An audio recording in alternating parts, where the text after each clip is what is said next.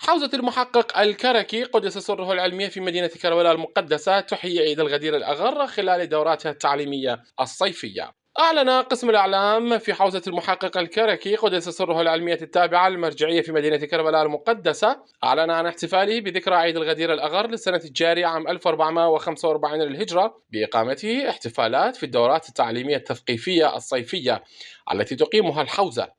ففي عطلة الصيف للسنة الجارية تقيم حوزة المحقق الكركي قدس سره دورات تعليمية دينية للأشبال والأطفال للاستفادة من أيام العطلة.